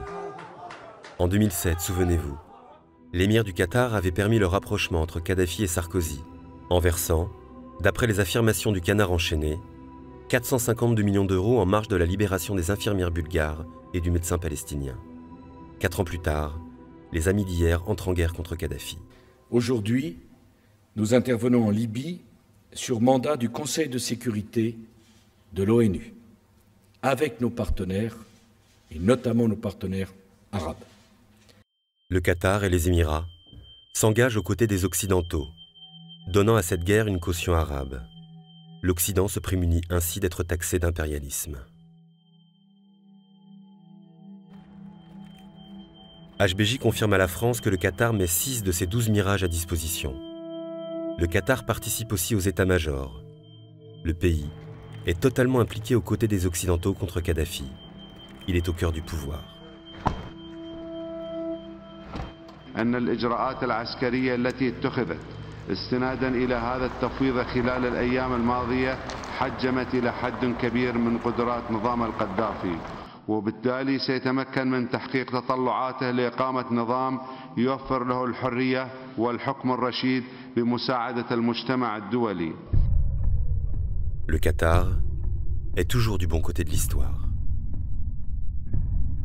Quand il est devenu clair que Kadhafi allait tomber, le Qatar, qui veut renouveler son stock de capacités d'influence, va alors faire copain avec les nouveaux chefs qui se battent pour le pouvoir. Le Qatar a peut-être aussi un autre objectif, se prémunir contre une éventuelle annexion de la Cyrénaïque par l'Égypte. L'Égypte ne s'est jamais consolée de la création de la Libye en 1912 et de son indépendance en 1951. La Cyrénaïque, au nord-est, est très riche en hydrocarbures. Quand les rebelles s'emparent de Benghazi, le Qatar redoute que la région ne tombe aux mains des Égyptiens, que l'Égypte, le pays le plus puissant de la région, ne se retrouve avec une certaine indépendance financière et énergétique. Sur le terrain, les Occidentaux veulent armer les rebelles pour les aider à combattre les troupes de Kadhafi. Mais le faire eux-mêmes est trop risqué. Aucun problème. Le Qatar accepte de s'en charger. En effet, les Qataris ont livré les armes dès le mois de mai, fin mai, début juin. Et pour l'état-major des rebelles qui s'étaient constitués sur place, très vite, un constat a été fait, assez rude, c'est que les Qataris contournaient délibérément leur propre hiérarchie pour livrer des armes aux Katiba, constitués essentiellement d'islamistes. Les chefs rebelles ont cherché à récupérer ce matériel, ils n'ont pas réussi. Donc les Katiba qui étaient équipés, financés directement par les Qataris, ont complètement échappé à leur contrôle. Donc un problème de discipline qui était crucial et qui aurait pu reporter d'autant la victoire. Et puis un problème stratégique, moyen-long terme, qui a été rapidement identifié par les rebelles, et qui était que, après la chute de Kadhafi, ces islamistes risquaient de prendre le dessus. Je pense qu'il faut dire qu'un islamiste ne se reconnaît pas à l'œil nu et on ne peut pas essentialiser les combattants. Vous n'avez pas d'un côté des gens qui sont purement laïcs et qui se battent pour des raisons purement politiques, et puis des gens qui sont islamistes et qui ne pensent qu'au djihad. Vous avez des nuances. Vous avez des laïcs qui seront très pieux, vous avez des islamistes qui sont essentiellement motivés par le djihad, vous avez des islamistes qui sont aussi des révolutionnaires, vous avez des islamistes qui ont envie de liberté, vous avez des islamistes qui ont envie de priver tout le monde de liberté. Donc c'est assez compliqué. La seule chose qui m'a semblé claire, c'est que les Qataris, eux, ne faisaient pas tellement la distinction. Il y avait leurs amis et ceux qu'ils ne connaissaient pas. Ils n'ont pas cherché à se faire de nouveaux amis. Ils ont travaillé avec ceux qu'ils connaissaient, et les gens qu'ils connaissaient, c'était les islamistes. Oui, enfin bon, il y a des armes, il y a surtout de l'argent. Hein. En Libye, mais c'était vrai en Afghanistan aussi. Les chefs de guerre, ils ne sont pas à vendre, ils sont à louer. Alors il faut, de temps en temps, enfin, tous les mois, il faut renouveler le bail. Hein. Voilà, donc le Qatar s'est mis effectivement à se faire bien voir en distribuant des prébendes, des facilités, des armes. Ça ne repose pas uniquement sur les armes. Hein, faut pas... Le problème, c'était de fidéliser une clientèle. Hein. Et en général, ça se fait plutôt par l'argent que par les armes. Tandis que l'opinion découvre que le Qatar arme et finance les islamistes. L'émirat entre dans le capital de Total à l'été 2011. Il en détient aujourd'hui 5%. D'abord, ce n'est un secret pour personne que M. Cameron et moi, nous avons été invités par nos amis du CNT. Si Son Altesse Bounia du Qatar souhaitait être là également, rencontrer la population libyenne serait pour nous un honneur et une joie. Et dans le fond, qu'est-ce que nous avons fait? Nous avons essayé d'être aux côtés de la rue arabe. أنا أشكر فخامة الرئيس أن دعاني مع السيد كاميرون إلى زيارة ليبيا، بس فخامة الرئيس أعتقد أنا اللي أدعوك لأني أنا راعي بيت في ليبيا، زائد أن الرئيس اللي جنبك أو اللي جنبه تقريبا من نفس العائلة، أعتقد واحد منكم من نفس العائلة.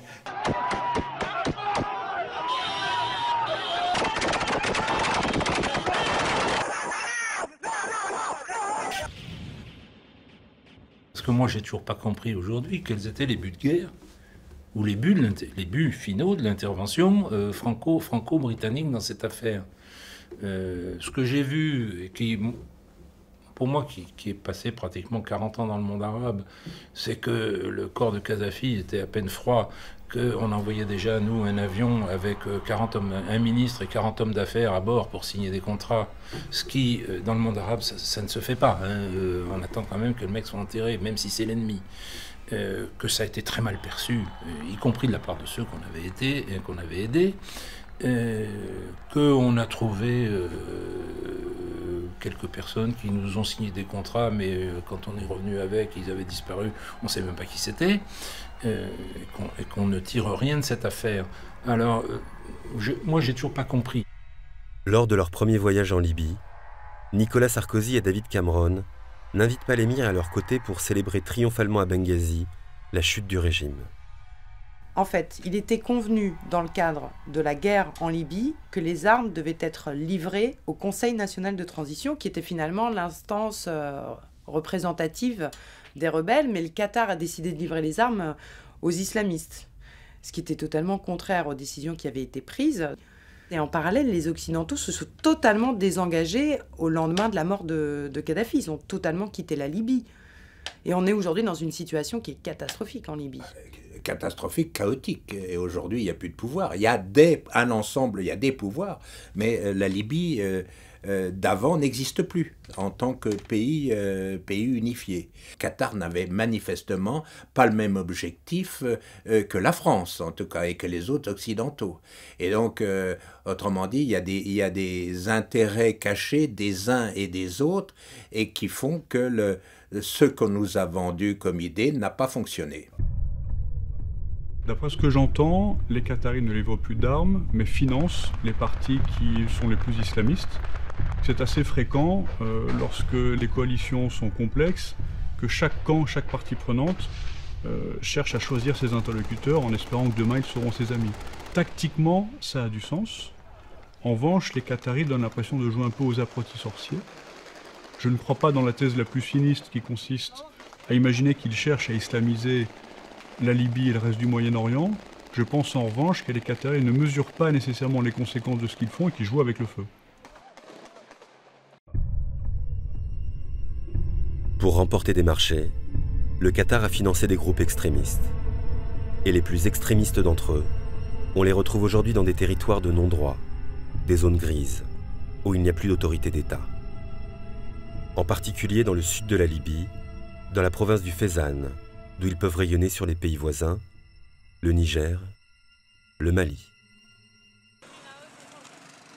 Contrôlés jusqu'à maintenant par un certain nombre de bandes criminelles essentiellement algériennes qu'on connaît globalement sous le nom d'AQMI, hein, dont on disait djihadistes le jour et Marlboro la nuit, parce qu'ils vivent beaucoup plus de trafic que d'activités politiques. Et bon, ben là, il y a de l'argent à se faire, et pas seulement en Marlboro, mais surtout en cocaïne, puisque les chemins de la cocaïne, suite au succès des services antidrogue américains, ne passent plus directement par les Caraïbes, mais font bien souvent le tour par l'Afrique de l'Ouest. Et le Mali était une excellente plaque tournante pour tous les trafics. Au Mali, l'État se délite, et le nord du pays tombe entre les mains des bandes armées et des djihadistes.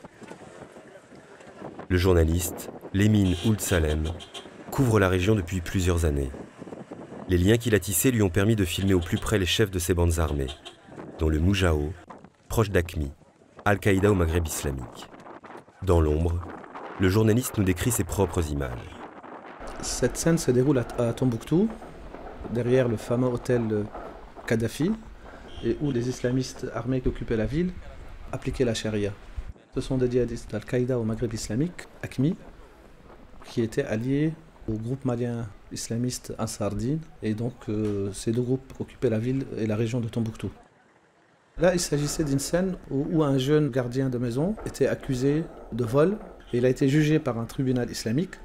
Il a été condamné à l'amputation de la main droite. Et donc sur cet enregistrement, Omar Ould-Hammaha, le chef d'état-major du Mijaou, confirme l'arrivée donc de Qataris dans le nord du Mali pendant l'occupation de cette région par les groupes djihadistes. Le Croissant Rouge qatari a organisé des distributions de vivres à la population avec le Mijaou. C'est-à-dire qu'en gros, c'était le Qatar qui distribuait des vivres et les habitants recevaient de la nourriture, mais ils avaient l'impression que c'était le Mijaou qui leur donnait. Ce sont des camions qui distribuent de l'aide humanitaire. Donc je ne vois pas des Qataris venir s'installer ou entrer à Gao sans non seulement l'autorisation des groupes djihadistes qui occupaient la ville, mais également sans avoir de contact physique avec eux. Ceux qui contrôlent les armes, ceux qui contrôlent la zone ou la région, vous devez leur parler. Vous les jugez? À l'intérieur, oui. C'est là qu'intervient la neutralité. C'est une nécessité pratique. Il n'y a pas de jugement moral. Vous bouillez à l'intérieur parce que vous voyez l'injustice. Mais à la fin, vous vous dites, nous devons alléger les souffrances des gens de cette zone. Donc du coup, ça a créé des remous au sein de l'organisation basée à Genève, hein, le Comité international de la Croix-Rouge, le CICR, qui est qui fait très attention à ne pas s'immiscer dans les conflits pour un côté plutôt qu'un autre. Et donc, ils leur ont demandé de partir. Le Croissant Rouge qatari, qui n'a pas respecté les procédures du CICR, est invité à quitter le Mali. La situation du pays ne cesse de s'aggraver. Mesdames, Messieurs, la France, à la demande du président du Mali et dans le respect de la Charte des Nations Unies, s'est engagée hier pour appuyer l'armée malienne face à l'agression terroriste qui menace toute l'Afrique de l'Ouest. Pour la France, le Mali n'est pas n'importe quel pays. C'est l'une de ses anciennes colonies. Le Mali, c'est le précaré français. 4 jours après le début de l'intervention militaire, HBJ prône le dialogue, condamnant à mots feutrés l'initiative française. Karadawi, le prédicateur d'Al Jazeera, prévient Paris. L'intervention française précipitée l'expose à de dangereuses conséquences. Venant du Qatar, l'un des principaux partenaires de la France dans le Golfe, cela s'apparente à une trahison. Le Qatar a condamné l'intervention française au Mali et quelques jours plus tard, les services allemands et un certain nombre d'autres observateurs ont noté que des avions du Croissant Rouge qatari étaient venus essayer de récupérer un certain nombre de leaders djihadistes dans le nord du Mali, au moment où les djihadistes étaient serrés d'un peu trop près par l'armée française. Hein, voilà. Alors on voit bien que là, on n'a plus tellement accordé les vieux. Depuis des mois, le Canard enchaîné, en citant des rapports de la DGSE, en citant des rapports de la direction du renseignement militaire, affirme que le Qatar soutient financièrement les terroristes qui prennent de plus en plus de terres au nord du Mali. Il y a eu un changement de président, donc c'est François Hollande qui est le chef de guerre, et qui se retrouve confronté à un incroyable paradoxe de la diplomatie française, au fond notre principal allié, à l'égard duquel on s'est totalement engagé, par rapport auquel on a mené des actions, je pense notamment à la guerre en Libye. Paradoxe incroyable, c'est que l'armée française se retrouve avec son meilleur ami qui est dans le camp ennemi. Et donc, je crois qu'on a touché les limites absolues de la politique française à l'égard du Qatar. Le Qatar se positionne dans tous les pays où un nouvel espace politique se dessine. Dans les pays balayés par le souffle des printemps arabes, en Tunisie, en Égypte, en Libye, le Qatar soutient ceux qui, demain, pourront l'aider à élargir son influence. Le Qatar joue désormais dans la cour des grands. Sa diplomatie arrogante et incontrôlable pose question. Et toutes les craintes qu'il inspire sont cristallisées dans un pays qui vacille, la Syrie.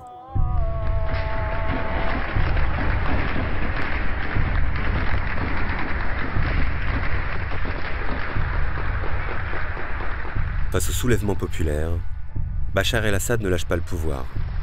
Pour tenir, il choisit l'option la plus folle, faire basculer son pays dans la guerre civile. Le Qatar est le premier pays à appeler à intervenir militairement en Syrie. Pourtant, l'émir Hamad et Bachar el-Assad étaient encore très liés quelques mois plus tôt. Si le Qatar entretient d'excellentes relations avec le régime syrien avant 2011, c'est parce que le régime syrien entretient des relations exécrables avec l'Arabie saoudite. On revient toujours aux fondamentaux. Bachar el-Assad passait énormément de temps ici, à Doha. Mais à un moment donné, le Qatar a décidé qu'il était à mettre dans la poubelle de l'histoire, que trop d'énergie avait été dépensée pour lui. Puisqu'il allait être renversé, cela servirait leur intérêt de se mettre en avant pour s'en débarrasser. Et en plus, là, on se rapproche quand même des frontières du Qatar. La situation n'est pas du tout la même qu'en Libye ou au Mali ou ailleurs. En Syrie s'affrontent les deux ennemis du Qatar, les deux dangers du Qatar. S'affrontent l'Arabie saoudite et l'Iran. Nous ne sommes qu'au début d'une vague historique de longue durée. Aujourd'hui, le terrain principal de cette compétition, c'est la Syrie. Et tout ce qu'on qualifie de djihadisme, parce qu'on ne sait pas parler autrement, est tout simplement le résultat du fait qu'on a abandonné le peuple syrien désarmé face à la machine de guerre et à la barbarie du régime Assad, et que du coup, les seules assistantes concrètes qui rentrent sont soit celles de l'Arabie, soit celles du Qatar, et qui, d'ailleurs, généralement, vont au groupe que l'autre ne veut pas prendre et qui favorisent une montée aux extrêmes et une surenchère salafiste, djihadiste, appelons-la comme on veut. Il faut que, là encore, on est dans la logique de survie du Qatar entre ces deux puissances qu'il redoute, c'est qu'il faut qu'il soit présent sur le terrain pour garantir ses propres intérêts et que la Syrie ne bascule pas ni totalement d'un côté salafo-djihadiste contrôlé par l'Arabie, ni du côté chiite, iranien, à travers les Alaouites et un pouvoir retrouvé des Alaouites. Cependant, ils n'ont pas les capacités pour distinguer les différents groupes d'opposants. Cela demande des moyens sur le terrain, une profonde connaissance des différents groupes, une connaissance aiguë du pays, ce que le Qatar ne possède pas. L'idée que sous prétexte qu'on a donné des mallettes remplies de dollars à telle katiba syrienne ferait que demain on s'est acheté des amis dans le futur gouvernement syrien révolutionnaire, et je crois une illusion que beaucoup vont payer très cher. Donc aujourd'hui, si on compare les atouts, le Qatar a pour lui la chance non pas d'avoir un système politique digne de ce nom, mais de n'avoir aucun système politique, donc de pouvoir faire ce qu'il veut au mépris du politique. Le Qatar continue sa pharaonique expansion. De Doha, la guerre en Syrie est bien lointaine. Le Qatar est le fer de lance du soutien aux insurgés. Et aujourd'hui en Syrie, comme hier en Libye, l'argent et les armes livrées par le Qatar aux plus extrémistes n'ont qu'un seul but, étendre son influence et son pouvoir. Plus de 2 ans après le début de la révolution, et après l'utilisation d'armes chimiques par Bachar el-Assad, l'Occident menace d'intervenir. Les Russes s'y opposent. Personne ne bouge. Le peuple syrien est livré à lui-même.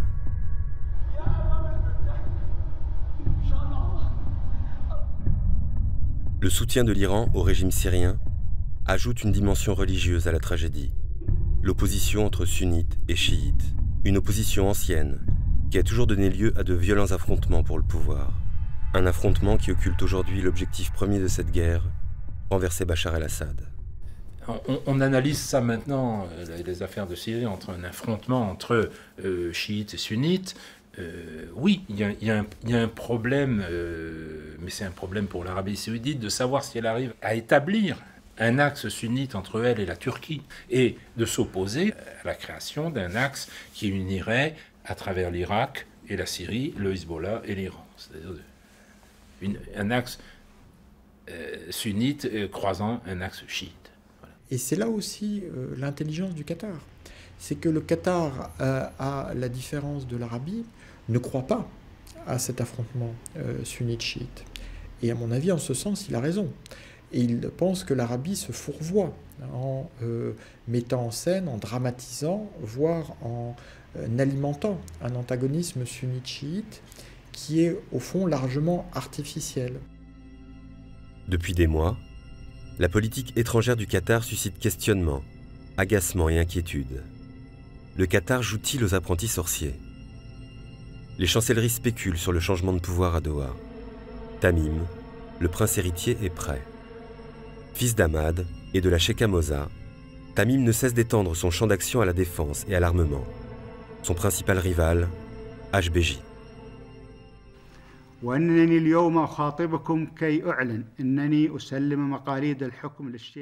25 juin 2013, Ahmad abdique et transmet le pays à son fils. Alors ce qui est très frappant dans la passation de pouvoir entre l'émir Ahmad et Tamim, c'est qu'on l'annonce depuis un certain temps, on émet les hypothèses les plus folles, les plus farfelues sur toutes les crises qu'elle risque de susciter.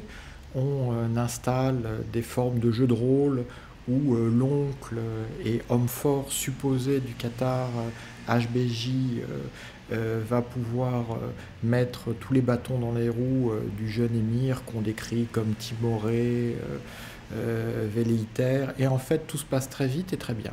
En l'espace de 48 heures, l'émir, qui n'est pas si âgé que ça, a été prié d'aller se faire voir ailleurs, et surtout son premier ministre, ministre des Affaires étrangères, qui était ministre des Affaires étrangères avant que l'émir ne soit émir, depuis 92, a eu 48 heures pour faire ses valises et partir à Londres.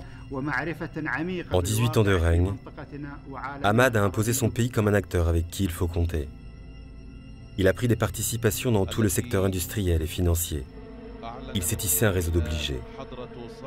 C'est ce dont hérite Tamim. Le nouvel émir considère que le Qatar a joué trop et trop loin sur des dossiers littéralement explosifs, c'est-à-dire avant tout la Syrie et dans une moindre mesure l'Égypte. La posture de sagesse qui a été adoptée a été un repli derrière l'Arabie saoudite qui est devenu l'État prescripteur sur ces deux dossiers. Depuis le mois de juin, le Qatar est beaucoup moins présent sur tous les dossiers, on l'entend moins fort, et je pense que la famille veut maintenant, tout en gardant certainement un certain nombre d'activités à l'extérieur, mais préfère privilégier ses placements dans des trucs productifs en Occident, où on est à peu près sûr que ça durera un certain temps, plutôt que de le dépenser à fond perdu auprès des djihadistes du monde entier. Voilà. Ahmad se retire. HBJ est aussitôt écarté du pouvoir et du fonds souverain QIA. Il quitte le Qatar et part à Londres. Pour son premier voyage officiel, Tamim se déplace en Arabie Saoudite, donnant le ton des nouvelles relations entre les deux pays. Entre le Qatar et ses alliés d'hier, a sonné l'heure du désamour. Dans les rues arabes, Al Jazeera, emblématique de la puissance qatari, est désormais considérée avec méfiance. Là où la confrérie des frères musulmans, soutenue par le Qatar, a pris le pouvoir à l'occasion des printemps arabes, le peuple réclame la démocratie. Le 3 juillet 2013, l'armée égyptienne renverse Mohamed Morsi et signe la fin du gouvernement des frères musulmans. Le Qatar fait beaucoup moins parler de lui. La naissance d'une puissance en si peu de temps est un phénomène inédit à l'échelle de l'histoire. Ce tour de force a été rendu possible par le monde dans lequel nous vivons. Hyperpuissance des marchés, capitalisme sans entrave, réserve humaine infinie. Une question alors. Que nous raconte le Qatar de notre société ?